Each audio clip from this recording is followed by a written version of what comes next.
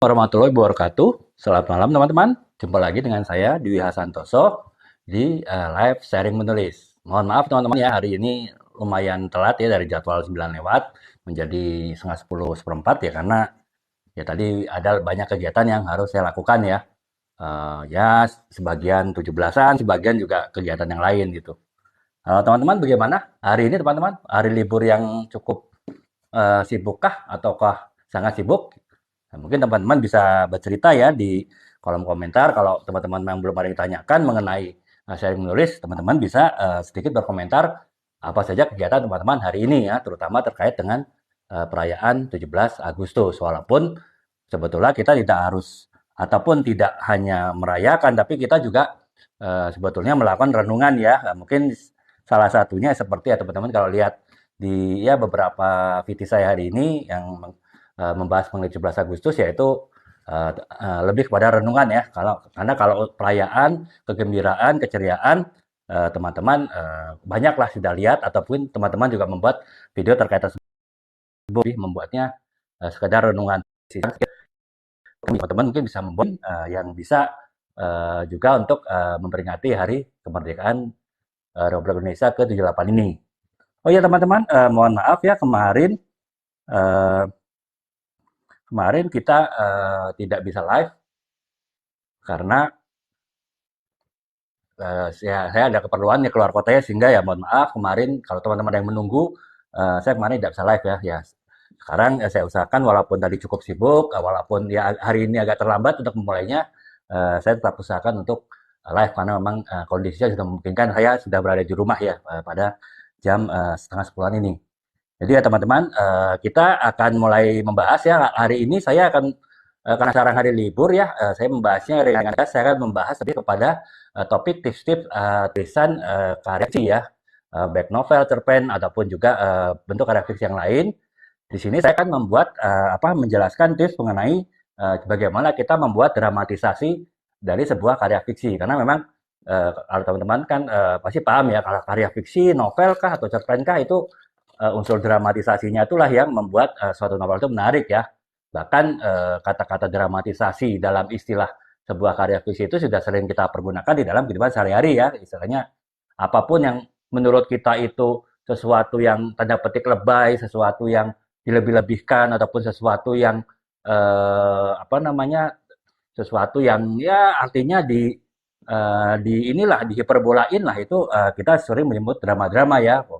Apapun di kantor, di rumah, di kampus, di sekolah atau teman-teman di sekolah sering menyebut sesuatu itu dengan drama-drama ya, karena ya sebetulnya ya memang maksud kita atau teman-teman mengatakan itu adalah memang maksudnya mendramatisasi ya, karena memang dramatisasi yang adalah istilah dari sebuah karya fiksi itu kemudian diterapkan di banyak hal, di mana sesuatu hal yang berlebihan yang tidak pada tempatnya, sesuatu hal yang mungkin yang tanda petik lebay itu menjadi sesuatu drama ya, walaupun ya belum tentu tepat, tapi ya setidaknya itu menggambarkan bahwa kisah fiksi itu ya bisa kita pergunakan bahasanya dalam sehari-hari ya dengan ya, istilah drama-drama tadi gitu. Nah, sebab itu kali ini kita akan membahas mengenai tips untuk membuat dramatisasi sebuah karya fiksi ya. Jadi karya fiksi itu belum tentu novel ya teman-teman ya. Karya fiksi bisa teman-teman buat cerpen, teman-teman buat mungkin ya yang teman-teman yang SMA membuat karangan bebas, disuruh gurunya bikin tugas bahasa Indonesia, ataupun juga mungkin teman-teman yang membuat paper atau di kampus, ataupun juga bahkan teman-teman di kantor membuat laporan event atau laporan bulanan, kita juga bisa buat drama-drama ya, supaya bos kita juga membacanya juga tidak boring gitu kan. Seringkali kita membuat laporan, kalau teman-teman dari kantor ya, saya mungkin sharing ya, sering kita membuat laporan tuh ya berdasarkan template aja gitu. Misalnya laporan bulanan atau laporan mingguan ya, hari ini kita ngapain, hasilnya apa, kemudian follow up-nya apa. Kemudian kalau laporan event ya kita cerita eventnya apa, pengunjungnya berapa, kemudian apa aja yang dilakukan dalam event tersebut. Nah, sebetulnya sih kita bisa membuat itu menarik dengan kita membuat tanda petik drama-drama tadi. Artinya kita mendramatisir sebuah tulisan yang bahkan laporan bulanan atau laporan mingguan yang mungkin bos kita pun bacanya juga udah bosen ya, tapi mau nggak mau dia harus baca karena dia punya tugas untuk mengomentari laporan kita gitu. Dan itu adalah bagian dari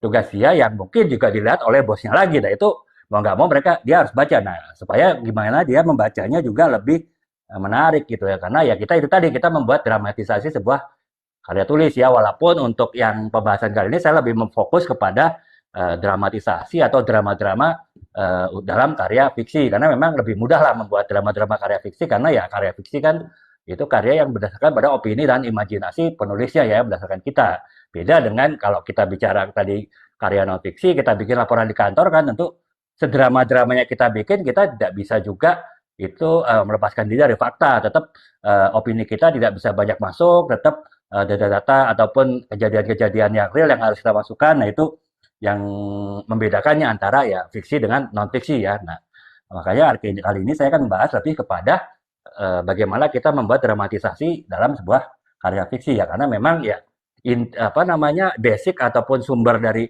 dramatisasi ya sebetulnya berasal dari karya fiksi walaupun saya jelaskan bisa juga tadi diterapkan secara terbatas pada karya non fiksi ya termasuk laporan ke bos tadi gitu kan semakin banyak dramanya tentu si bos semakin banyak menarik dan mungkin kita si bos itu lebih tertarik pada dramanya sehingga mungkin inti masalah yang kita sembunyikan menjadi tidak terlihat.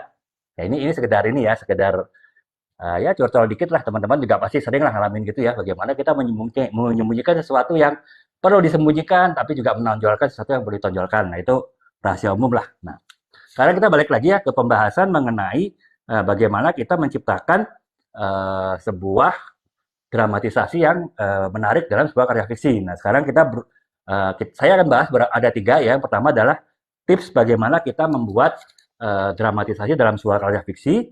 Kemudian yang kedua adalah pendekatan apa saja yang bisa kita gunakan untuk kita dapat menjalankan tips tersebut. Dan yang ketiga adalah eksperimen apa yang bisa kita lakukan untuk kita bisa melakukan pendekatan-pendekatan yang pas untuk kita membuat dramatisasi sesuai dengan yang dijelaskan di awal. Nah, sekarang kita mulai dari bagian pertama yaitu mengenai tips bagaimana kita membuat dramatisasi dari sebuah karya fiksi.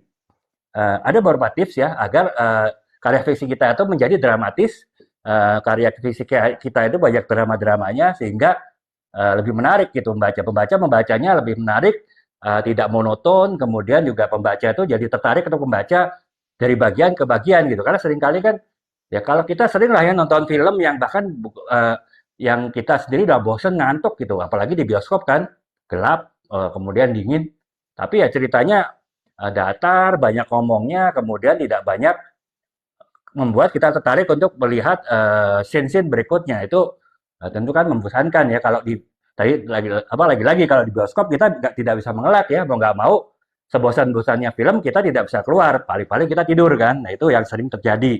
Nah tapi kalau membaca buku atau membaca sebuah karya cerpen, begitu orang bosan, begitu orang merasa tidak ada yang menarik untuk selanjutnya, tentu akan buku itu akan ataupun cerpen itu akan ditinggalkan dan tidak dibaca gitu. Itu kan berarti si penulis gagal untuk membuat menyampaikan pesannya karena jangankan pesannya sampai dibaca pun mungkin baru hanya di awal ya seperti ya kalau kita di TikTok lah ya kita mungkin baru 1-2 detik kita sudah skip video itu berarti kan si pembuat kreatornya tanda petik gagal memenuhi tuntutan pasar gitu ya walaupun belum tentu videonya itu jelek gitu tapi ya karena dia tidak bisa mengemas videonya di depan dengan baik sehingga ya langsung di skip. Nah itu sama dengan buku ya.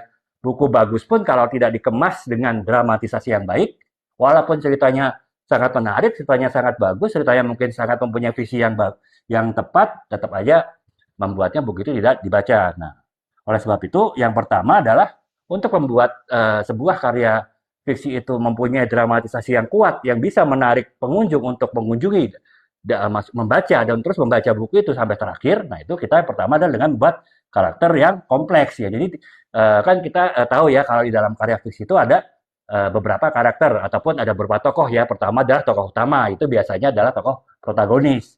Lawannya adalah biasanya tokoh antagonis, itu termasuk ke dalam tokoh utama juga. Kemudian ada tokoh pendukung. Tokoh pendukung itu tokoh yang cukup memengaruhi isi dari sebuah karya fiksi, akan tetapi tetap di bawah dari kedudukannya tokoh utama tadi ya, antagonis ataupun protagonis. Nah, kemudian ada tokoh lagi, tokoh tambahan. Tokoh tambahan itu ya, kalau kita di film tokoh hiburan lah ya, mungkin mau syutingnya dia nungguin dari pagi sampai malam, mungkin hanya muncul di layar film ya 1-2 detik aja lewat sekilas selesai gitu. Itu sama. Jadi ada beberapa karakter. Nah, kita fokus kepada kalau membuat dramatisasi itu ya tentu kita nggak fokus kepada si figuran tadi ya. Kita fokus kepada tokoh utama, antagonis dan protagonisnya. Jadi di sini kita membuat karakter, kita membuat beberapa karakter di dalam satu orang tokoh ya. Jadi karakternya itu ada karakter utama dan karakter pendukung. Misalnya kita ya tokoh protagonis pasti kan karakter utamanya baik kan ya, baik itu mungkin bisa jujur, kemudian bisa apa namanya menghargai orang, suka membantu orang. Nah, tapi dari kesemua baik tersebut kita bisa membuatnya hal-hal yang bisa sifatnya jelek gitu dilihat dari sisi umum. Jadi misalnya walaupun dia jujur, walaupun dia suka menolong orang, tapi dia suka tidak menghargai perasaan orang. Artinya dia mungkin kalau ngomong istilahnya jeplak lah ya, ngomong apa adanya, tidak mikir orang itu bisa tersinggung atau tidak. Nah, itu kan membuat sebuah cerita itu jadi menarik ya. Beda kalau kita hanya cerita oh si A itu tokohnya baik, ya udah mungkin akan membosankan ceritanya. Tapi kalau itu orang itu baik, tapi dia kalau ngomong nggak pernah perhatiin perasaan orang, membuat sakit hati orang. Nah itu kan membuat lebih mudah dramatisasi dibuat dalam sebuah novel ya. Ataupun juga ya ini contoh yang sangat umum adalah kalau teman-teman pasti udah pernah lihat membaca novel ataupun melihat film Robin Hood kan ya. Nah Robin Hood itu kan sebetulnya adalah kalau menurut saya pribadi itu cara penulisnya ya apapun lah. Ada yang bilang itu kasih nyata, ada yang bilang itu legenda, ada yang bilang itu ya hanya hayalan ya. Kita anggap aja itu suatu karya fiksi lah. Itu kan sebetulnya suatu pertentangan karakter ya. Di satu sisi dia baik, dia suka menolong orang yang lemah, kemudian dia suka ramah terhadap orang-orang lemah gitu kan. Di sisi lain dia juga tanda petik pencuri ya. Nah, dia suka membantu orang lemah dengan memberikan bantuan harta ya pada waktu itu.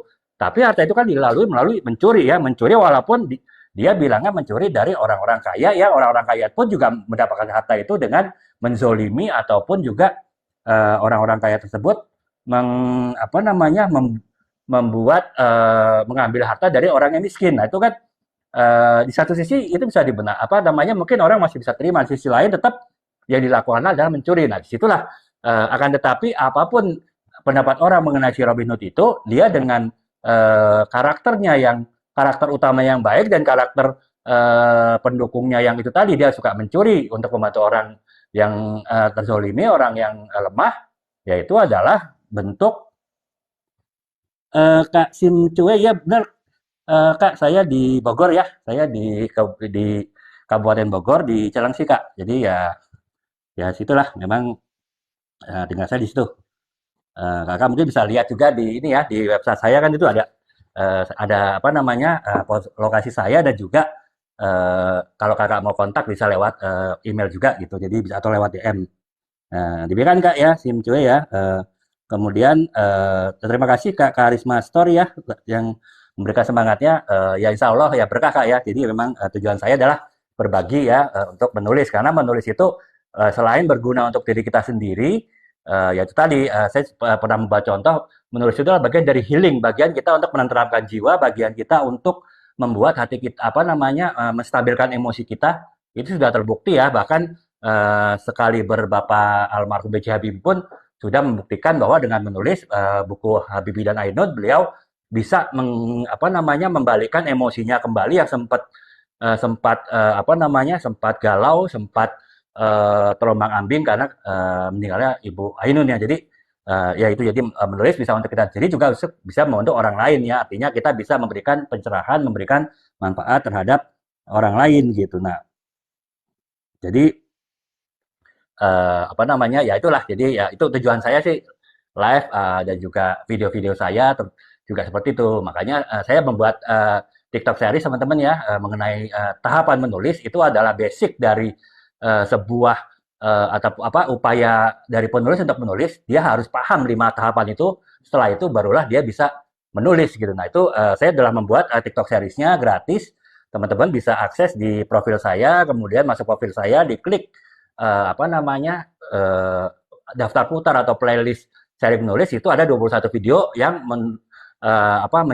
memuat tahapan 5 tahapan menulis dari awal sampai akhir dan kalau teman-teman sudah memahami itu insya Allah yang mudah-mudahan teman-teman lebih mudah untuk menulis gitu karena itu adalah basic yang harus dipahami. Yang lain-lainnya, live ini saya lebih terus terang lebih banyak ke tips-tips ya, karena kalau untuk yang penjelasan tahapan yang basic dari menulis saya telah jelaskan melalui video, dan itu memang kalau di live agak susah karena kan di live kan teman-teman pasti sibuk ya, seringkali hanya mungkin beberapa menit, berapa puluh menit ikut, kemudian tinggalkan, besoknya belum tentu bisa ikut lagi. Nah itu kan kalau bisa putus ya informasinya kalau di live, makanya di live itu lebih ke tips ya. Kalau tips kan teman-teman bisa datang, bisa lagi nggak bisa ikut, nggak datang gitu. Tapi kalau tahapan-tahapan saya masukkan di TikTok series karena itu harus dipahami dan harus benar-benar nggak putus gitu informasinya dari awal sampai akhir. Teman-teman harus paham tahapan-tahapan dalam menulis. Makanya 21 video itu ya saya masukkan ke dalam TikTok series, teman-teman bisa akses gratis, bisa di save, masukin ke favorit teman-teman sehingga bisa dipelajari dari awal sampai akhir tahapan-tahapannya, dan mudah-mudahan teman-teman juga dapat pencerahannya dan juga dapat lebih mudah menulis setelah membaca 5 tahapan menulis tersebut. Oke teman-teman, itu tadi intermezzo aja ya. Juga menjawab beberapa komentar dari teman-teman. Selamat bergabung Kak Yuningsi, Kak Sumari dan Surentori, Sontiano Naraya, Barkah 33 ya, selamat bergabung. Sekarang kita lanjutkan lagi ya teman-teman. Jadi ini saya baru bahas tadi tips pertama bagaimana kita membuat sebuah karya fiksi itu menjadi lebih dramatis ya. Karena kalau karya fiksi yang dramatis itu membuat karya fiksi itu lebih menarik untuk dibaca dan penonton tertarik untuk terus membaca novel atau karya fiksi tersebut, sehingga penonton juga lebih dapat artinya mengikuti sampai akhir gitu. Istilahnya kalau kita di TikTok penonton tuh watch time-nya tuh full sampai selesai gitu. Kalau di TikTok kan menghargai video yang watch time-nya sampai tonton sampai selesai, bahkan sampai dibaca berulang dinonton berulang kali, itu akan dapat apresiasi dari algoritma TikTok kan, sehingga akan lebih disebarkan lagi. Nah, sama kalau misalnya buku, kalau watch time-nya sampai buku selesai, itu berarti adalah apresiasi bagi konten kreatornya ya, bagi penulisnya ya, dan tentu objektif ataupun juga misi dan visi dari penulis serta pesan-pesan yang disampaikan oleh penulis itu bisa sampai sesuai dengan yang objektif penulisan tadi gitu. Nah itu ini ya yang pertama, itu kita karakter yang kompleks ya teman-teman ya. Jadi untuk membuat sebuah dramatis suatu cerita itu karakternya harus kompleks ya. Contoh gampang ya Robin Hood tadi lah ya. Jadi Robin Hood karakter baik dan tanda petik karakter buruk karena dia juga pencuri, tanda petik ya, walaupun pencurinya jadi tadi dari yang orang jahat ke orang untuk orang baik, artinya itu ya itu relatif lah, tapi yang penting itu secara moral secara umum dianggap buruk. Tapi justru pertentangan karakter itulah yang membuat kisah Robin Hood, terlepas itu lagi-lagi legenda kah, apakah itu benar-benar terjadi kah, ataukah itu fiksi lah, itu menjadi menarik gitu. Itu yang pertama ya. Kemudian yang kedua adalah konflik yang kuat. Jadi ya saya sering beberapa kali menyampaikan tips mengenai menulis ini.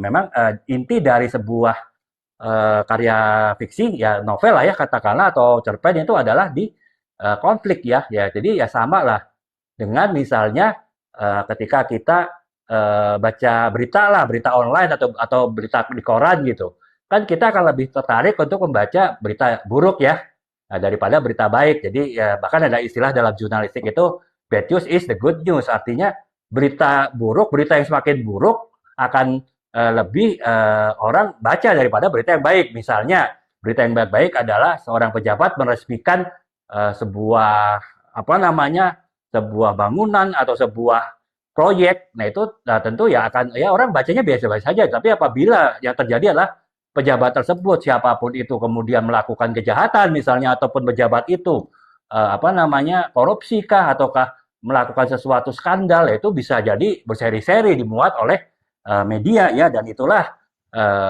justru menjadi berita yang menarik untuk ditonton ya. Sama ya dengan novel ataupun karya fiksi, itu juga dia sangat menekankan kepada konflik yang kuat apabila ingin ceritanya itu menjadi kuat dramatisasinya dan orang tertarik untuk membaca. Nah karena itu ya kita ya walaupun dalam bentuk apapun dalam sebuah novel ataupun karya fiksi lain, ya kita harus membuat konflik ya. Konflik itu bukan berarti tentu berantem misalnya, atau belum tentu pukul-pukulan, atau mungkin kalau dalam dialog itu bukan berarti saling cela apa saling menghina, belum tentu sih. Konflik itu bisa jadi konflik internal, konflik batin misalnya. Jadi seseorang misalnya ya dalam contohnya novel saya ya ini setengah abad lah. Ini novel ini juga kisah apa konflik batin ya. Jadi seorang tokoh utamanya Pradana dia sangat berhasil secara dunia oleh banyak orang dinilai sangat berhasil, karirnya bagus, 40 tahun jadi direktur, kemudian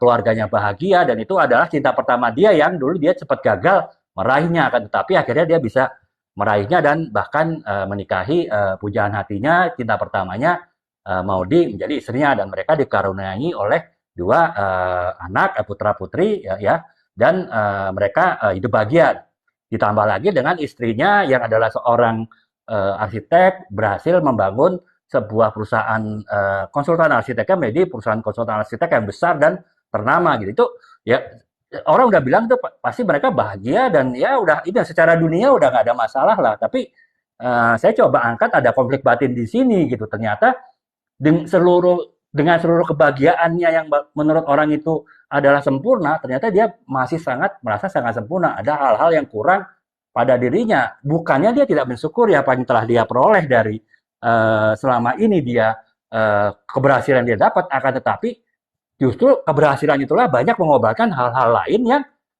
walaupun awalnya dia tidak sadari, tapi akhirnya dia menyadari bahwa itulah ya ketersia-siaan terbesar yang dia lakukan ya. Jadi misalnya dia banyak ini bocorannya aja teman-teman ya kalau yang mau baca buku novel ini silakan tapi saya bocoran aja rasa ketersia-siaan itu adalah dia merasa bahwa dia selama ini banyak membuang waktu dan istilahnya gagal memanfaatkan kesehatannya untuk hal-hal yang baik gitu.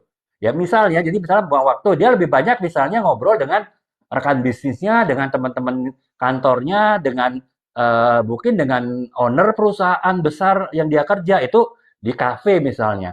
Tapi dia mungkin jarang ngobrol ataupun curhat dengan penciptanya, sang penciptanya gitu.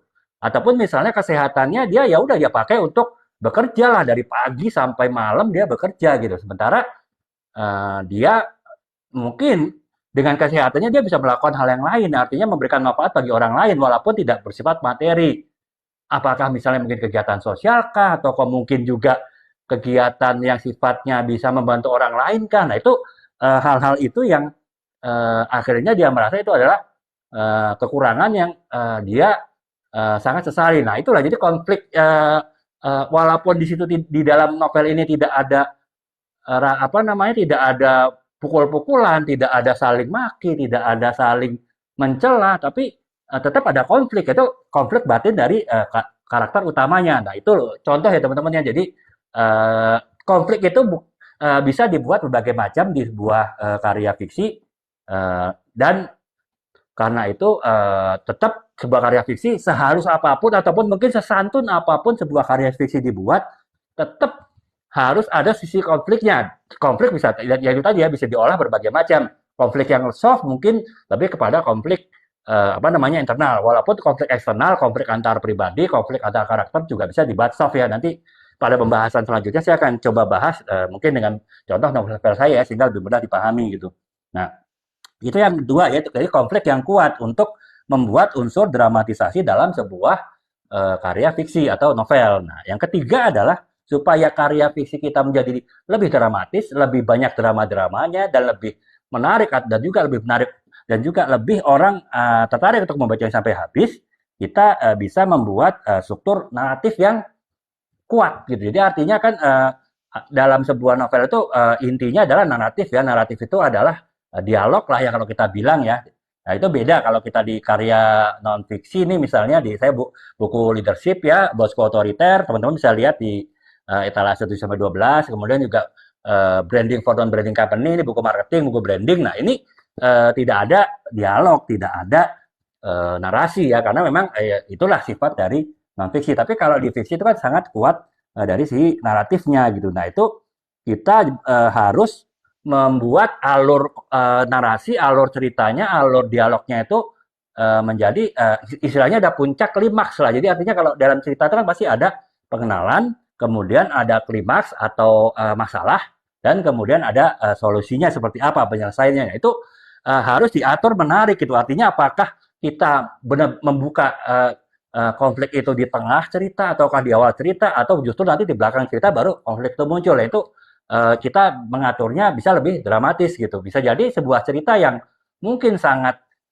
sangat kuat karakter ceritanya, bisa jadi itu cukup ditaruh di belakang, bisa gitu masalahnya, klimaksnya. Tapi kalau kisah drama yang mungkin tidak terlalu dramatis, mungkin misalnya cerita kisah hidup seseorang, jadi adaptasi dari mungkin menceritakan biografi orang tapi dalam bentuk fiksi. Nah itu kan kita tidak bisa mengatur, wah harus ini kita harus buatnya di belakang tuh konfliknya. Bisa jadi justru pertentangan batin tokoh biografi tadi justru di awal kan, itu ya berarti kita harus buatnya di awal, tapi kita bisa membuatnya gimana walaupun klimaksnya sudah ada di awal, tapi penonton pembaca tetap tertarik untuk melihatnya di tengah ataupun juga di akhir. Nah itu mungkin kalau teman-teman yang kemarin sempat lihat film Buya Hamka ya, itu kan ya saya bilang sih memang agak susah ya mengaturnya. Artinya eh, kalau cerita-cerita awalnya kan relatif tanda petik bukan datar ya, tapi artinya ya slow-slow aja lah, nggak terlalu banyak masalah lah.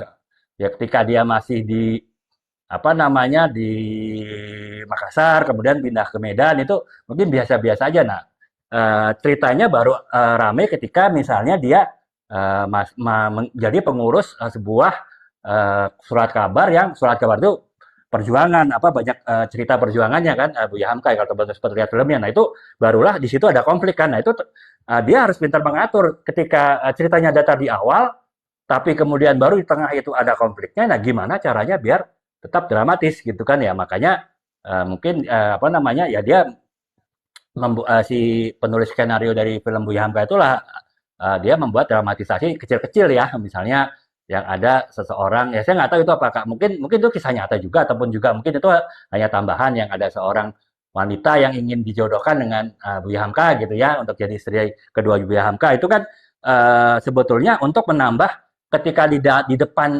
cerita film tersebut ceritanya agak datar, ya ditambahkan cerita itu sehingga cukup menarik, sehingga orang tertarik untuk melihat apa bagian-bagian selanjutnya dari cerita itu. Dan ketika ceritanya udah makin menarik, ketika waktu itu apa namanya Belanda mulai mengusik surat kabar yang ditangani oleh Buya Hamka, kemudian juga bahkan ketika perjanjian Jepang, Buya Hamka untuk apa namanya kepentingan umat, untuk kepentingan yang lebih besar, rela berkolaborasi dengan Jepang dengan catatan agar perkembangan umat, perkembangan agama ya waktu itu di agama Islam di organisasi massa Muhammadiyah waktu itu di Medan tidak diganggu oleh Jepang. Nah itu kan baru konfliknya muncul di situ. Nah itulah makanya pinter-pinternya si penulis skenario-nya membuat kalau memang karena ini biografi tidak mungkin dia mengarang-arang. Nah, dan konflik yang baru dari tengah ceritanya, bagaimana di awal dia bisa menambahkan suatu cerita tertentu, konflik tertentu sehingga tetap cerita itu menarik. Dan jadi ya itulah teman-temannya. Jadi struktur narasi itu yang harus kita benar-benar atur sehingga unsur dramatisasi dari sebuah karya fiksi itu semakin kuat gitu. Jadi artinya bagaimana pace apa namanya kekuatan cerita itu dari awal sampai akhir itu tetap menarik pembaca untuk terus membaca gitu. Itu yang ketiga ya, struktur naratif. Tips ketiga untuk membuat sebuah karya fiksi itu menjadi lebih dramatis sehingga lebih menarik untuk diikuti. Kemudian yang keempat adalah dialog yang memikat. Itu terkait dengan struktur naratif ya. Artinya ya tentu ya kalau dialognya banyak apa namanya lebih menarik, akan semakin orang untuk mengikutinya gitu dibanding dengan dialog yang datar-datar saja ya. Yaitu teman-teman bisa membuat ya dengan berbagai kata. Misalnya kalau dialognya hanya sekedar pernyataan-pernyataan panjang tanpa putus, tanpa jeda, ya itu mungkin akan bosen ya. Tetapi jika dialog itu dibuat dengan misalnya tanya jawab antara seorang tokoh utama dengan tokoh pendukung, atau bahkan tokoh utama yang protagonis dengan yang antagonis, mereka saling beradu debat, mereka saling berputar apa namanya bertukar kata, ya itu tentu akan lebih menarik daripada si tokoh protagonis itu bercerita dari awal sampai akhir tapi nggak ada apa namanya nggak ada klimaksnya, nggak ada intinya apa, eh, tentu akan lebih membosankan ya. Makanya tadi dialognya juga yang memikat itu harus dibuat ya. Jadi dialog memikat dibuat ya itu bisa macam-macam bentuknya. Nanti saya akan jelaskan di bagian keduanya adalah mulai pendekatan bagaimana membuat sebuah drama itu menarik. Maaf teman-temannya. Nah itu jadi tapi yang sekarang teman-teman pahami dulu adalah tips untuk membuat sebuah karya fiksi itu menarik ya termasuk juga dengan membuat dialog yang menarik gitu ya. Bagaimana bentuknya nanti kita bisa jelaskan. Kemudian yang kelima adalah pengungkapan info secara bertahap. Jadi teman-teman misalnya ingin mengungkapkan info ya dalam sebuah novel misalnya. Itu novel itu misalnya ada 5 bab.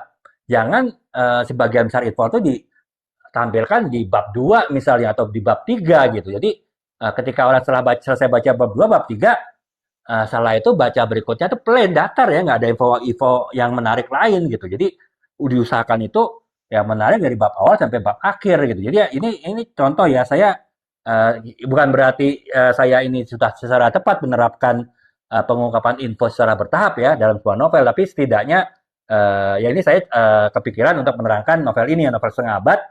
Novel setengah abad ini saya pecah-pecah semua informasinya itu dalam beberapa bab, sehingga ketika orang selesai baca bab 1, bab 2 ada hal lain yang menarik gitu. Nah, bab 1 ini misalnya saya menceritakan tentu mengenai pendahuluan ya. Jadi ya pendahuluannya orang pasti ya paham lah, tidak banyak yang menarik di situ. Tapi justru saya menempatkan judul babnya adalah bab renungan gitu. Jadi inti ceritanya sebetulnya di depan bab 1 renungan. Renungan apa yang kemudian mendasari pemikiran si tokoh utamanya di bab-bab berikutnya. Nah, makanya bab 1 ini sudah menarik gitu kan ya. Kemudian bab 2 saya bercerita mengenai cita ya. Jadi istilahnya perjalanan dia cita-citanya dari mulai dulu sekolah sampai kuliah, kemudian sampai bekerja. Nah, itu bagaimana ceritanya. Itu kan berarti saya hanya fokus bab 2 itu di bagaimana dia mencapai cita-cita gitu kan.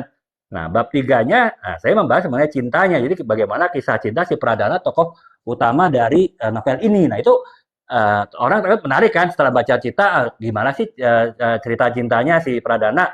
Ya, makanya orang akan terus baca ke bab 3 gitu. Nah, dan itu kemudian tapi itu baru latar belakang ya. Artinya sampai bab 3 pun latar belakang bagaimana cintanya, bagaimana citanya dan renungan apa yang terjadi gitu. Akan tetapi saya kemudian menjelaskan lagi informasi tambahan di bab keempat, yaitu bab keempatnya adalah bagaimana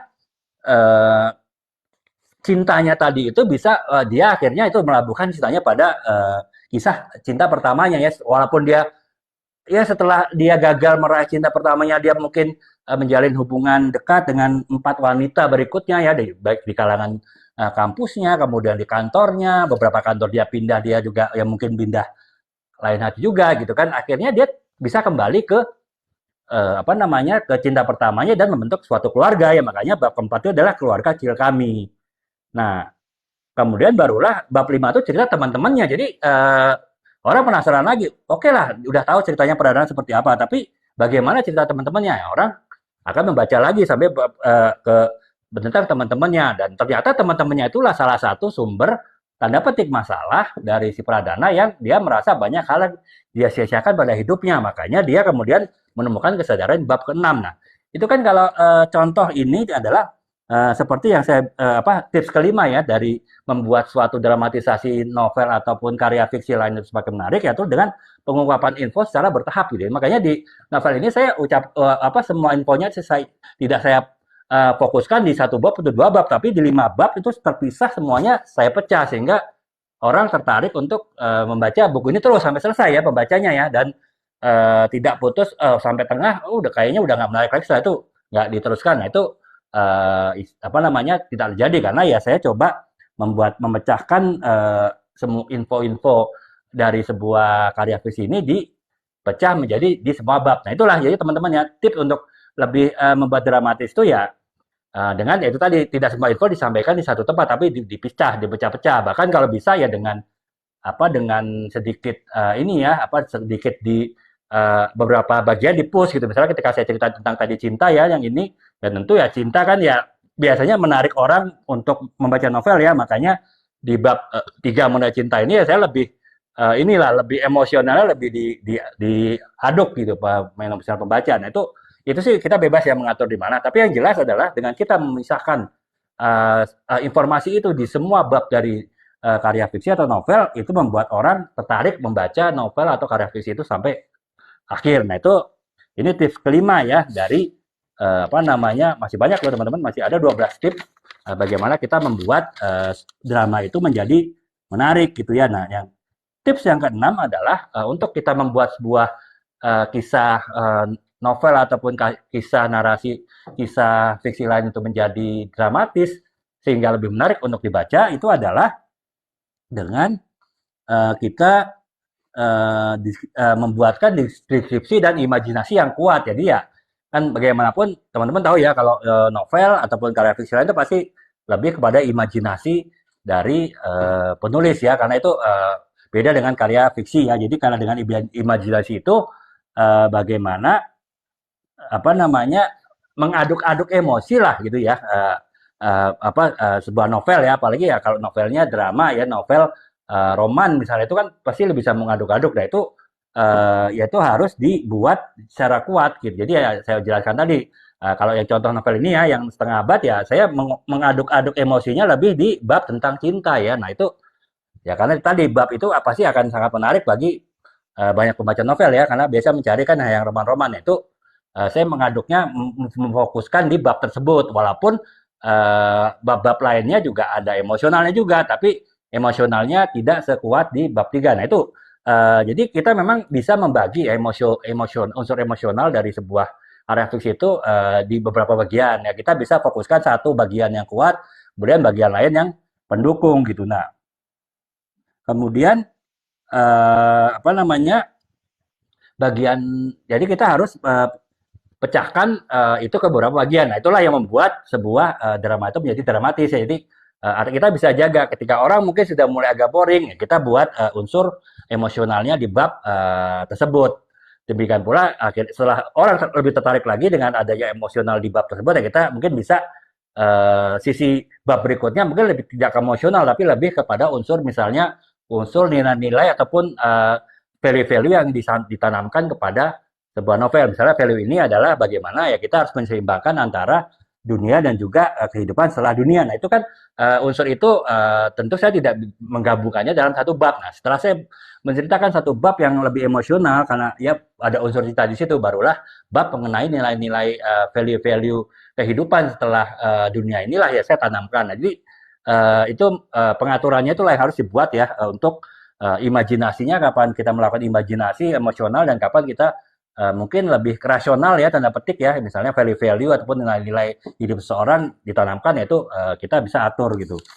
Nah kemudian yang ketujuh adalah pacing yang tepat ya. Jadi mungkin sama ya kalau teman-teman lihat ini ya kompetisi apa namanya uh, kalau dulu ada AFI ya pokoknya kompetisi inilah mencari penyanyi lah yang di TV ya yang biasanya ada SMS segala macam itu kan biasanya si si penilainya ya artis-artis yang menjadi jurinya itu kan mengatakan pacing gitu misalnya kecepatan ketika dia menyanyi gitu maksudnya kemudian juga tone-nya seperti apa ritmenya seperti apa nah sama kalau di karya fiksi pun atau novel juga ada yang namanya pacing jadi pacing itu adalah kecepatan cerita yaitu bagaimana kita mengatur kecepatan cerita itu karena kan sama dengan lagu ya kadang nadanya cepat, kadang nadanya lambat. Nah, dalam novel ataupun karya fiksi juga begitu. Kita bisa atur tuh. Misalnya kalau nada yang awal-awal kalau perkenalan kita buat lambat lah. Atau orang masih baru mulai baca sehingga orang mungkin belum sampai titik bosan ya. Tapi ketika sudah mulai bab 2, orang sudah mulai bosan kita anggap begitu. Nah, kita baru pacing tuh, kita cepat. Bab keduanya itu kita buat ceritanya agak cepat. Bab 3-nya bahkan mungkin ngebut ya. Nah, jadi kita bisa atur lagi bab keempatnya agak turun karena orang sudah mulai tertarik baca lagi. Nah itu kalau kita bisa mengatur secara pas pacing dari katakanlah novel ya bab 1 sampai bab 5-nya seperti apa, kapan kita harus kenceng, kapan kita harus agak lambat ritme ceritanya, kapan kita bahkan harus berhenti dari situ titik misalnya titik dramatisnya itu ataupun titik katakanlah novel tragedi lah gitu. Misalnya ya ada tragedi rumah tangga lah gitu misalnya di novel ini Istri Salihah nih. Jadi suatu pasangan pengantin baru yang mereka banyak masalah ya karena memang dekat dengan kehidupan dunia malam. Itu mungkin tetap ada konflik di situ. Tapi kan itu ceritanya berjalan terus ya pacingnya saya buat itu inilah ya nggak terlalu cepat lah, sedang middle. Tapi ketika kemudian mereka menghadapi musibah ya di tengah kehidupan rumah tangga mereka dan itu bahkan membuat hampir rumah tangga mereka pecah. Nah itu barulah saya buat agak kenceng gitu, jalan cerita itu agak cepat. Jadi eh, orang yang mungkin tadi sudah agak mulai bosen gitu ya, udah akhirnya tertarik lagi karena itu tadi saya atur pacing ketika ada sebuah tragedi, yang tragedi itu membuat pembaca mungkin istilahnya terpaku ya, tanda petik ya, dek gitu istilahnya. Nah itu baru saya cepetin ceritanya sehingga orang lebih penasaran ingin tahu tuh bagaimana cerita selanjutnya. Nah itu pace itu bisa membuat sebuah cerita fiksi lebih dramatis lagi gitu. Kalau kita bisa menempatkan pace kapan pelan, kapan lambat pada momen-momen yang tepat dari cerita tersebut. Nah itu yang harus dibuat gitu ya. Jadi tips yang ke-7 yaitu kita harus membuat pacing yang tepat. Dan ya kemudian kita yang ke-8 adalah nih kayak judul film sih sebetulnya, cliffhanger dan plot twist ya. Jadi artinya begini teman-teman, cliffhanger itu kayak seringkali kan kita baca satu bab novel ya, ataupun ya novel lah ya, itu digantung gitu. Jadi novel itu bab yang bisa bab 2 itu gantung lanjut lagi ke bab ketiga. Nah itu kan membuat orang penasaran ya. Artinya oh ini bab 2 ini belum menjawab masalah nih. Malah diterusin ke selanjutnya. Orang tertarik kan baca bab ketiga. Demikian pula bab ketiga masih gantung, orang nggak baca ke bab keempat. Nah itu pengaturan seperti itulah yang juga bisa membuat unsur dramatis ya. Jangan sampai seolah-olah ketika orang sudah baca bab 3 dari novel 6 bab, itu seolah-olah semua jawaban sudah terjawab di bab 3. Padahal sebetulnya bab 4, bab 5, bab 6 itu masih ada jawaban-jawaban lain. Nah itulah masalah kita pengaturan kata-katanya ya. Jangan sampai ada kesan bahwa bab 3 itu sudah selesai. Nah itu makanya harus dibuat metodenya cliffhanger tadi ya, plot twist yang seolah-olah masih menggantung di setiap bab tadi. Nah itu membuat orang akan tertarik untuk membaca terus dari bab berikutnya dan dari bab 1 ke bab berikutnya. Nah itu yang ke-8 ya. Jadi cliffhanger dan plot twist itu harus diatur. Yaitu kita jangan sampai membuat kesan satu bab itu sudah selesai isi novel tersebut, tapi justru satu bab itu menyisakan pertanyaan untuk bab berikutnya. Itu kita harus atur seperti itu. Nah itu memang gampang-gampang susah ya, tapi ya setidaknya kalau sudah tahu tips-tips seperti ini kan teman-teman bisa mencoba untuk menerapkannya ya. Saya pun juga menulis 6 bahkan 8 novel ini juga proses belajar sebetulnya ya. Jadi ya apa yang dijelaskan saya ini itu juga saya tidak otomatis 12 tips ini saya terapkan semua ketika saya menulis ya. Tentu tidak ya, proses belajar ya. Jadi novel pertama saya yang ini pun misalnya Merawat Takdir Cinta, teman-teman bisa lihat ya di etalase, itu ini pun juga proses belajar, walaupun proses belajarnya saya cukup pakai beberapa tips saja, toh itu sudah membuat cerita itu menarik, nggak masalah gitu. Jadi memang tips itu tidak harus dipergunakan semua. Jadi kalau memang bisa semua, tapi kalaupun nggak bisa semua, bisa jadi yang hanya memakai 4 tips dari 12 tips itu lebih bagus daripada menggunakan 8 tips. Kalau kita bisa mengolah 4 tips itu secara tepat di dalam tulisan kita. Nah makanya lagi-lagi tips ini bukan berarti harus dipakai semua ya, tapi seberapa tepat dengan apa yang kita tulis, nah itulah membuat tulisan kita lebih baik. Jadi ya tadi nggak semuanya harus dipergunakan. Nah, jadi kita udah sampai ke yang bab 8 ya, tips yang ke-8 ya. Tips yang ke-9 adalah emosi yang mendalam. Itu tadi istilahnya ya emosi mendalam sih terkait ya dengan tadi kita penjelasan mengenai deskripsi dan imajinasi ya. Artinya tips ini adalah ya lagi-lagi inti dari sebuah karya fiksi itu adalah di emosi ya, bagaimana kita mengaduk emosi. Karena ya beda dengan film ya. Kalau film kan audiovisual ya, mungkin walaupun ceritanya kurang emosional, tapi kalau misalnya background filmnya itu bagus, pemandangan alamnya bagus, atau mungkin pemainnya bagus, tanda petik ya teman-teman ya. Yang laki-laki mungkin ya kalau melihat pemain yang wanitanya menarik, yang wanita juga melihat pemainnya yang laki-lakinya tuh ya bagaimana lah, menarik lah gitu kan. Nah itu walaupun unsur emosional film itu kurang bagus, mungkin masih bisa dibantu gitu kan. Tetapi kalau kita bicara karya tulis ya, kita bicara novel, itu kalau dia tidak bisa membuat unsur mengaduk-aduk emosi yang bagus, ya sudah selesai gitu, orang akan berhenti baca gitu kan, karena nggak ada yang bisa dilihat selain tulisan gitu. Dan emosi itulah yang harus terlihat di tulisan sehingga orang akan terus tertarik untuk membaca gitu. Itu makanya itu emosi yang mendalam tuh harus dibuat. Lagi-lagi ini kan ya, itu mungkin nggak ada tapi ada mungkin memberi kita naik sepeda ya, itu SD ataupun masuk melihat sepeda pasti susah kali ya. Ketika kita belajar sepeda pun mungkin sampai jatuh berkali-kali. Tapi ketika kita sudah bisa naik sepeda, mungkin kita bisa keliling komplek. Kalaupun kita minta nggak mau antar lagi, mau naik sepeda, nah itu ya itu proses. Jadi tetap kita, membuat emosi sebuah karya fiksi itu tidak mudah, tapi bisa dipelajari, bisa apa namanya dibiasakan. Dan ketika itu sudah biasa, kita lebih enak aja ya. Sama ketika sudah enak kan saya dari mungkin ini pertama kali novel pertama 180 halaman sekitar 30.000 kata itu kayaknya udah susah sekali ya buat buat novel seperti ini gitu. Nah, akhirnya setelah terbiasa ya saya bisa buat di novel ini teman-teman bisa lihat di Talase ya. Novel 640 halaman gitu. Ya mungkin 90 ribuan atau 100.000 kata lah ya karena udah biasa gitu ya. Ya tetap ada proses pembiasaan jadi ya tapi lagi-lagi ya saya bicara kalau kita nulis bicara penulisan bukan berarti harus nulis novel ya teman-teman ya. Jadi teman-teman berarti kepada teman-teman kalau teman-teman nulis fiksi bisa jadi membuat cerpen atau bisa jadi membuat teman-teman kolaborasi dengan penulis yang lain membuat kumpulan cerpen dengan satu tema. Kita bagi-bagi mungkin teman-teman satu. Nah itu bisa seperti itu juga. Jadi jangan ngeper dulu atau jangan apa namanya takut dulu bahwa menulis itu berarti nulis novel belum tentu. Apapun bentuk tulisannya bahkan anak SMA, teman-teman yang masih SMA, kemudian ada tugas bahasa Indonesia mengarang bebas pun itu juga bentuk tulisan ya. Jadi tetap apa yang saya sampaikan di sini masih bisa diterapkan juga gitu. Nah ini adalah yang ke-9 ya. Nah itu emosi yang mendalam. Mudah dikatakan, sulit dilakukan, tapi bisa dibiasakan. Itu ya quote-nya kurang lebih seperti itulah ya.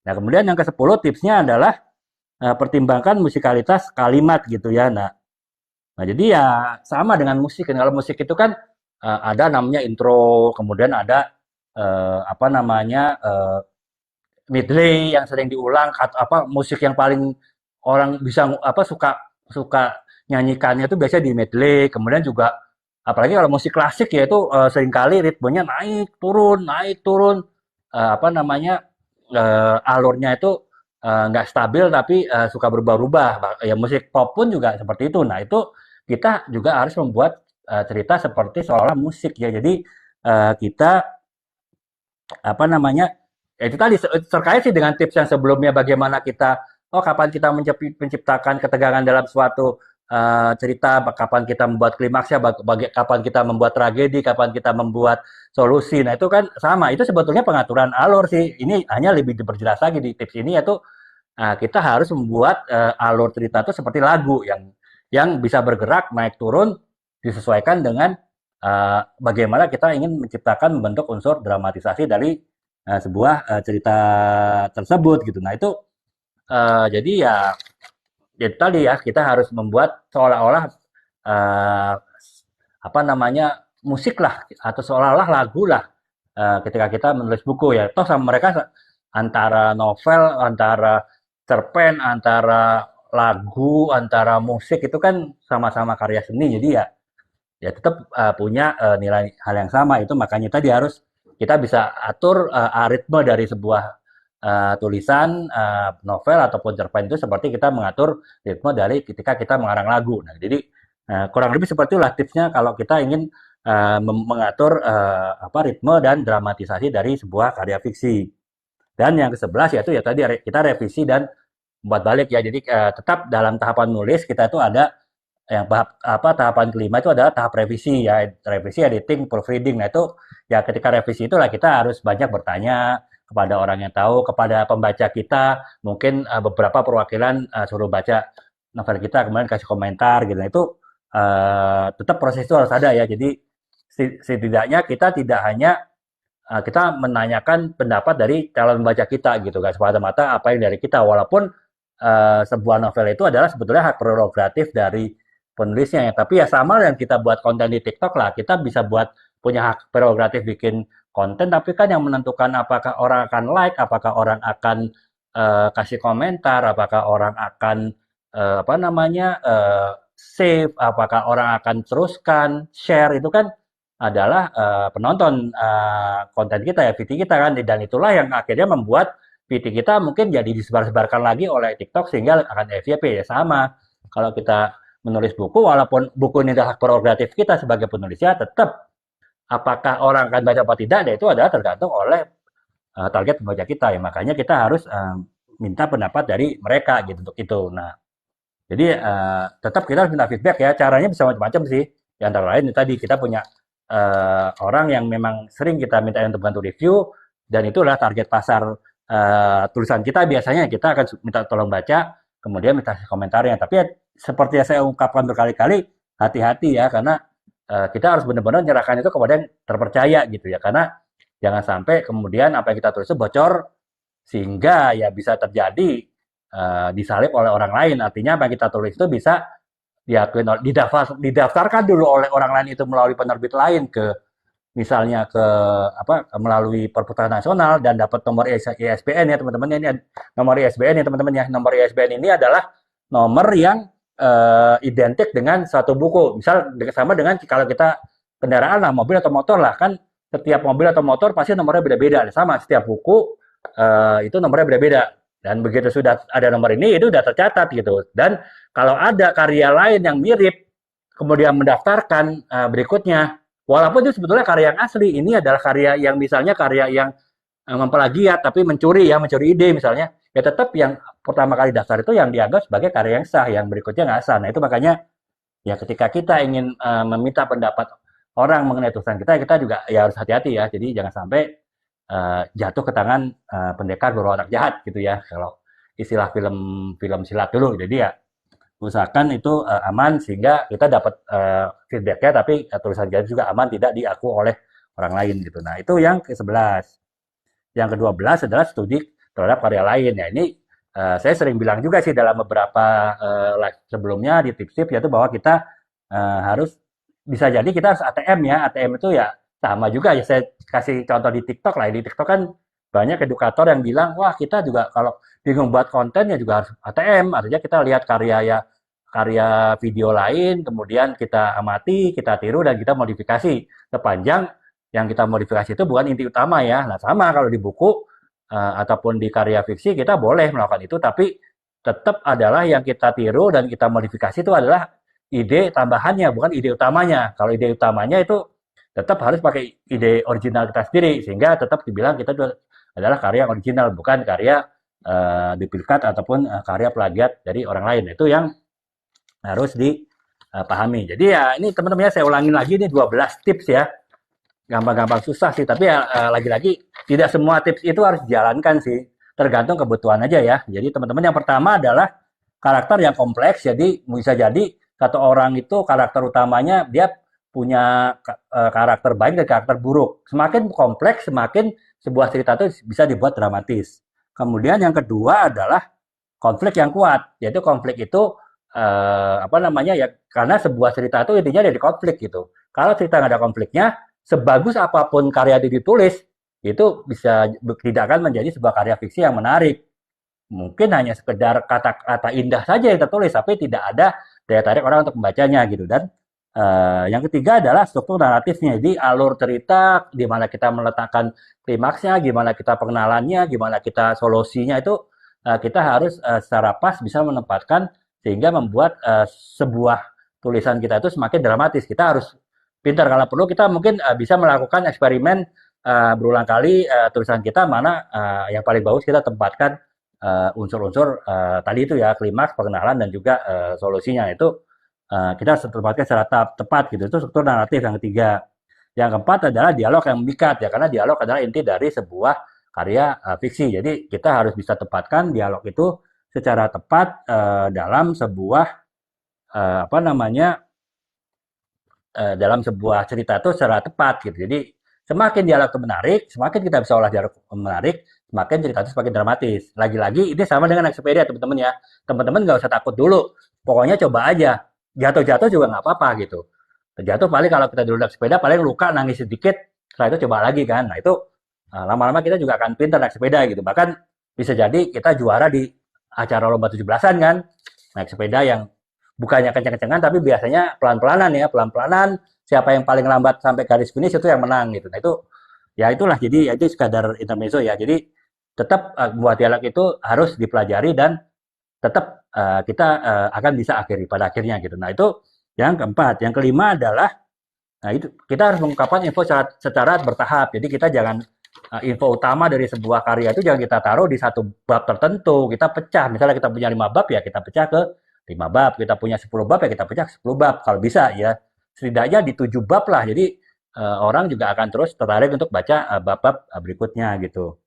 Dan yang keenam, tipsnya adalah deskripsi dan juga imajinasi yang kuat. Jadi ya kita ya sedapat mungkin mengaduk-aduk emosi dari penonton lah. Karena imajinasi itu kan intinya mengaduk-aduk emosi pembaca maksudnya ya. Jadi, nah itu yang harus kita pastikan bahwa kita bisa mengatur kapan kita aduk emosinya, kapan kita aduk mungkin nilai value-nya, nilai moralnya kalau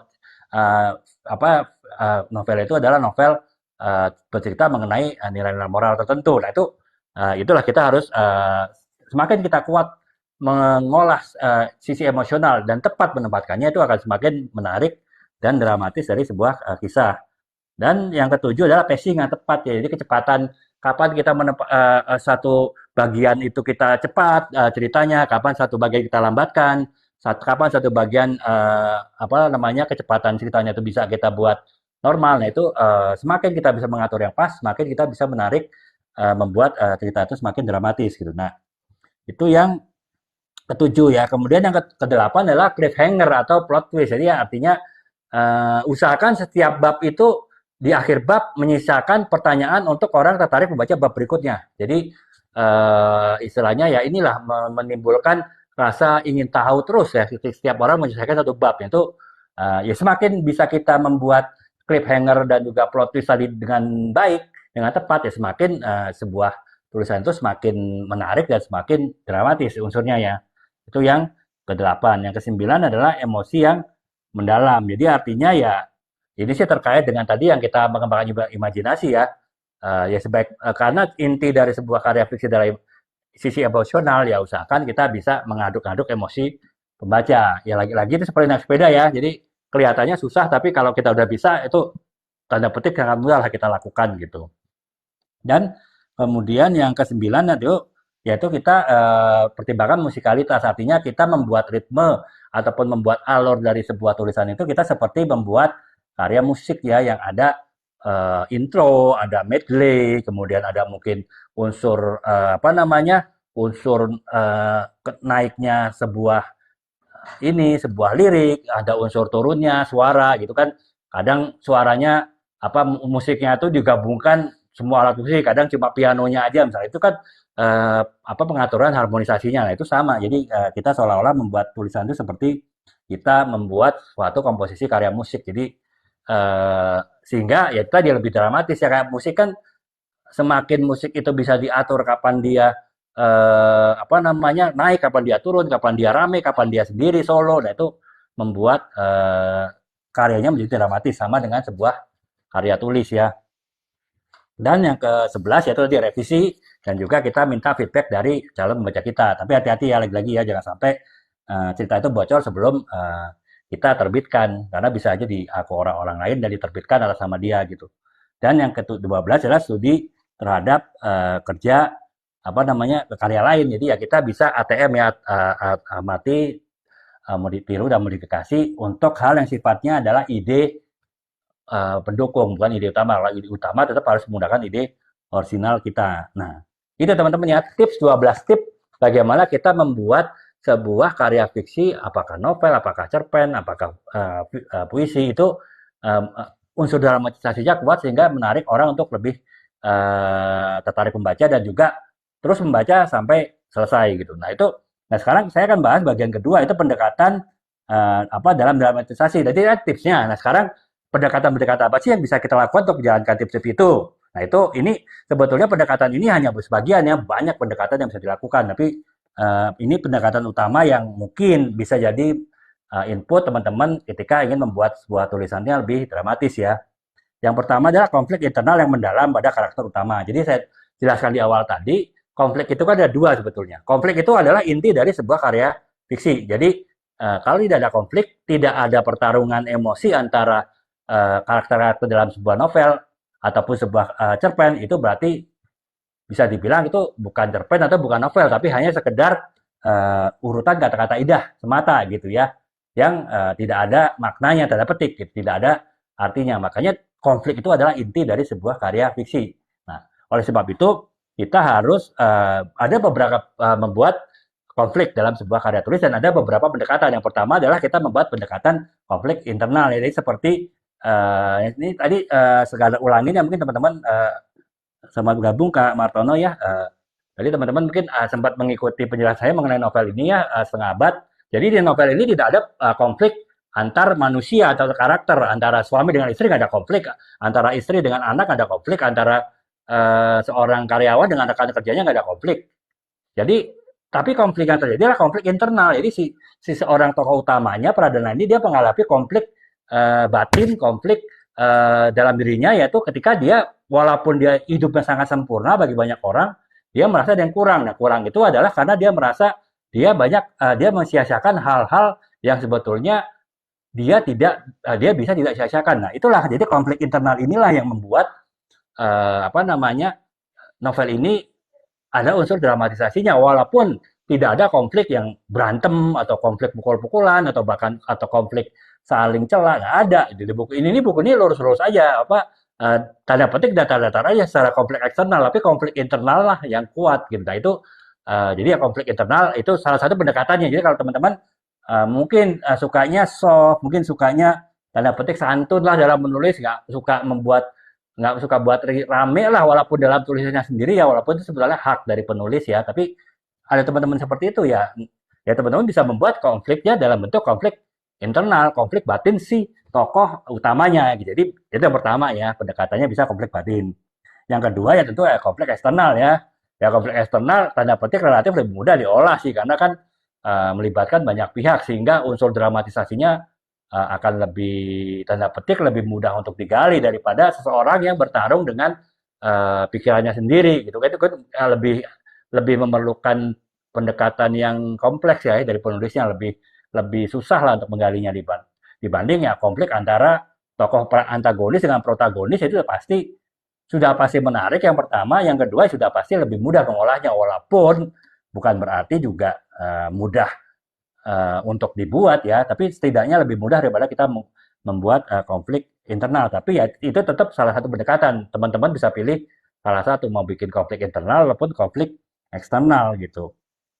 Dan kemudian plot twist dan pengungkapan informasi ini sebetulnya sih terkait dengan tips tadi ya teman-teman. Jadi plot twistnya bagaimana teman-teman menjaga informasi itu dari awal sampai akhir baru dibuka semua. Kemudian bagaimana setiap bagian itu menimbulkan pertanyaan untuk bagian berikutnya atau bab berikutnya. Itu adalah salah satu pendekatannya ya. Ya seperti saya bilang tadi, tips tadi tidak perlu dilakukan semua, itu tergantung kebutuhan. Nah, pendekatan-pendekatan ini pun juga tidak harus dilakukan semua, itu juga tergantung kebutuhan teman-teman ketika membuat tulisan ya. Jadi ini 3 itu plot twist dan pengungkapan informasi. Kemudian yang keempat hampir sama dengan tips tadi sih, ada cliffhanger dan apa namanya di akhir bab. Jadi ya bisa jadi pendekatannya lebih menekankan pada cliffhanger.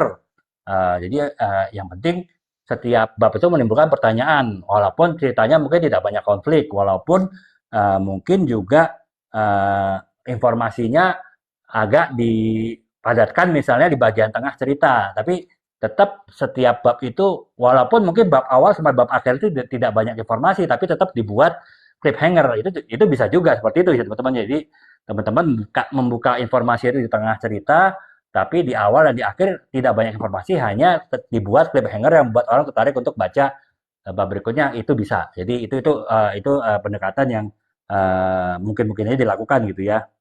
Kemudian yang kelima adalah karakter dan konflik dan pertumbuhan karakter dari konflik dan juga pertumbuhan karakternya. Jadi karakter itu kan pasti tumbuh terus berkembang ya teman-teman ya. Itulah yang bisa kita menggali sebuah unsur dramatisasi. Misalnya novel saya yang ini Istri Salihah lah. Jadi kan di sini kan bercerita ya ini seorang pengantin baru, ketika mereka pacaran pun mereka juga dekat dengan kehidupan malam, artinya mereka suka mengunjungi tempat hiburan malam, bahkan setelah mereka menikah pun mereka tetap mengunjungi tempat hiburan malam dan bahkan suaminya akhirnya pindah kerja ke perusahaan minuman alkohol yang mengharuskan dia banyak mengunjungi tempat hiburan malam karena ya kita tahu lah ya pasar utama minuman alkohol itu kan ya sebagian besar itu di tempat seperti itulah. Jadi ya pasti kalau di bidang sales, di bidang marketing, di bidang promotion pasti harus banyak mengunjungi tempat hiburan malam dan untuk menemui mungkin manajemen dari tempat hiburan malam tersebut. Dan manajemen tersebut kan pasti tugas kerjanya malam ya. Nggak mungkin juga datang ke tempat hiburan malam di siang hari ya masih tutup gitu kan, manajemen yang nggak ada, karyawan yang nggak ada, pengunjungnya apalagi. Nah itu uh, jadi disitulah apa namanya akhirnya mereka semakin ada petik terjerembab ke kehidupan dunia malam. Nah.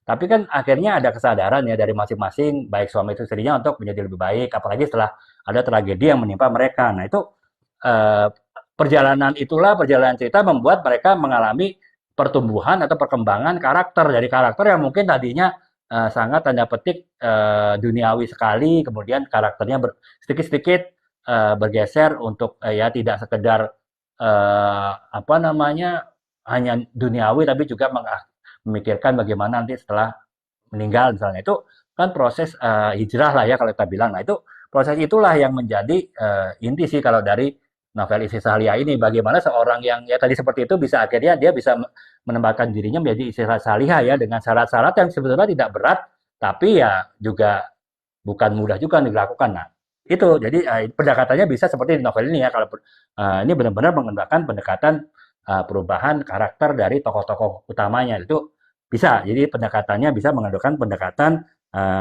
perubahan karakter dan konflik dari tokoh-tokohnya.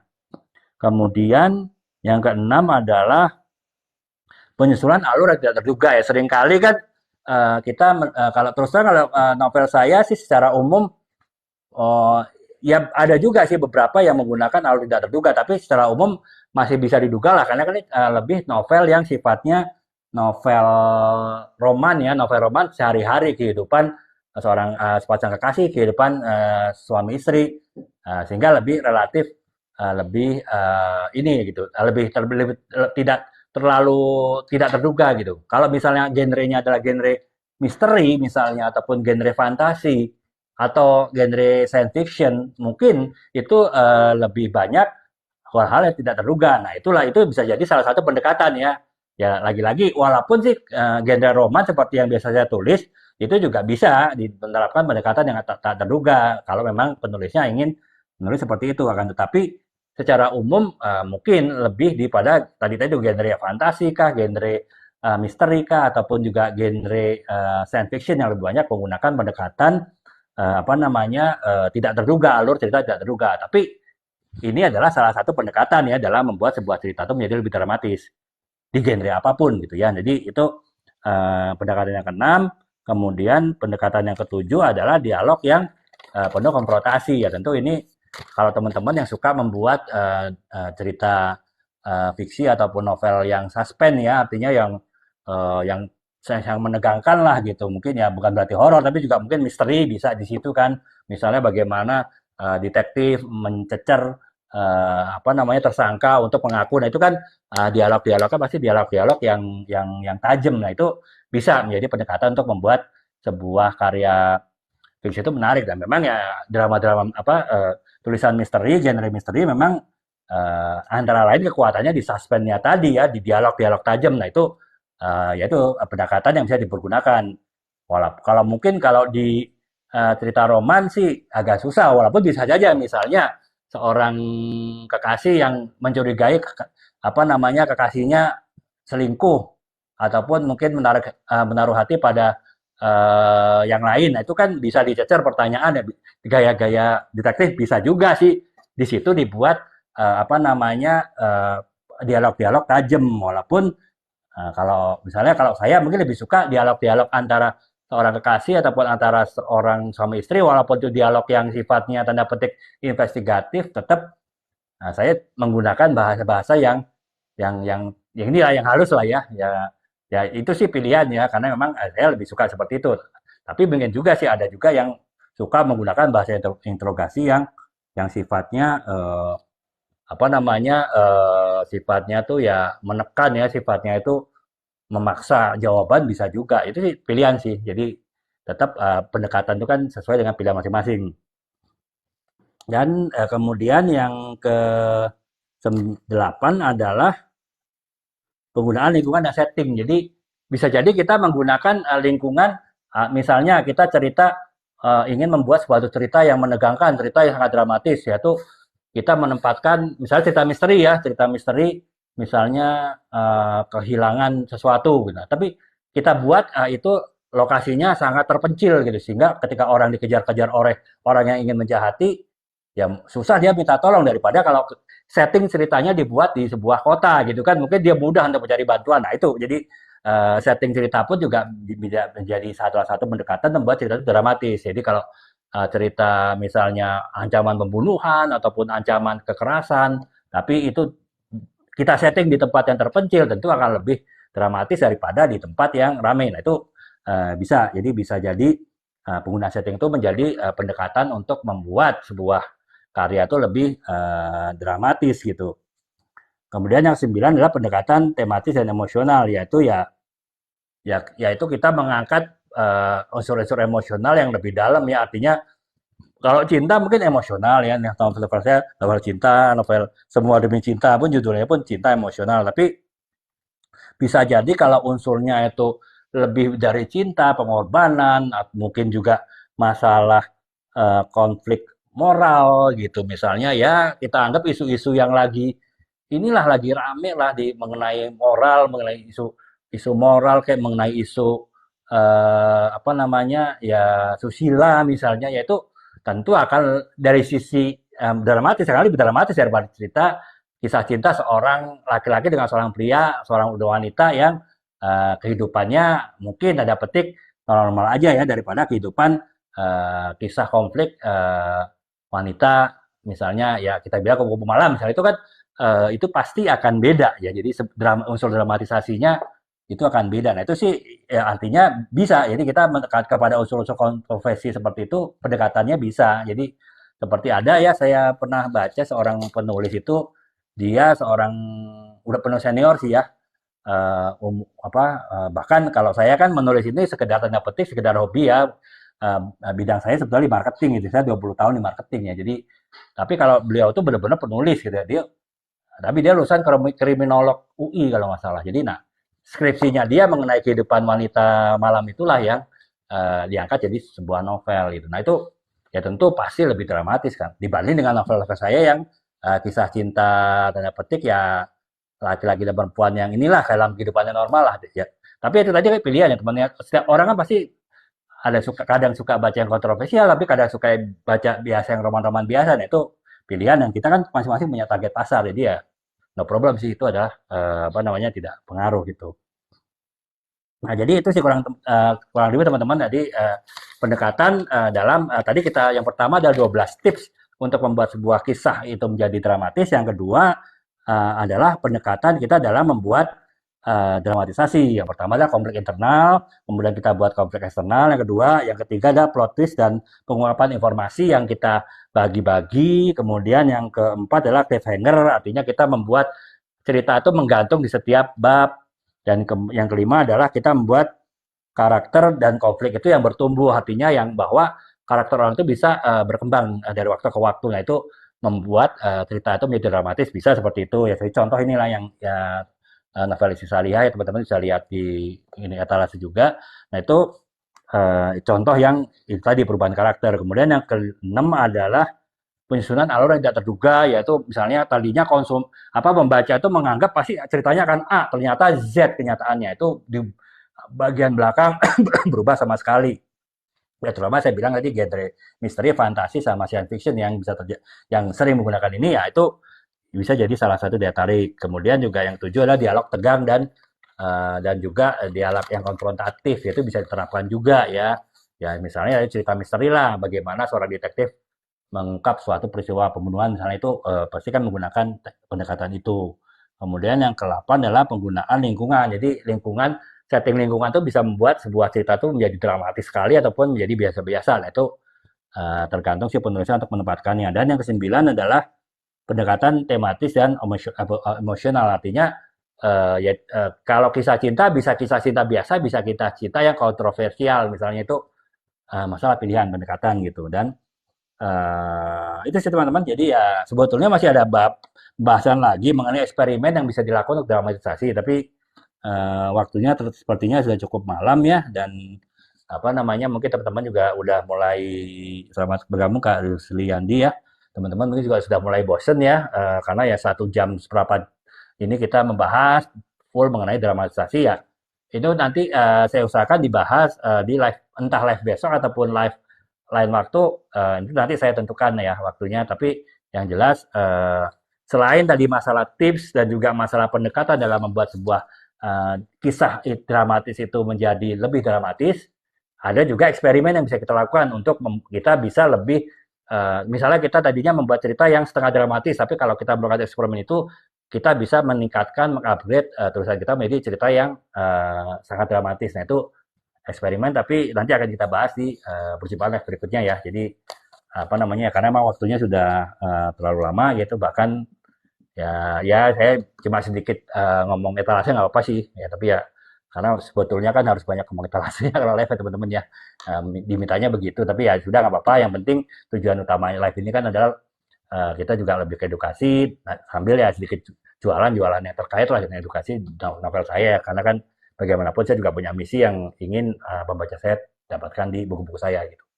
Demikian teman-teman ya untuk saat ini, sepertinya ini ya sudah terlalu udah malam, dan kita sudah besok, walaupun hari kejepit nasional, tetap kita harus masuk, tetap harus berkarya besok dimanapun kita berkarya. Jadi ya kita harus banyak cukup istirahat sehingga besok lebih segar dalam berkarya. Dan kita akhiri dulu live ini.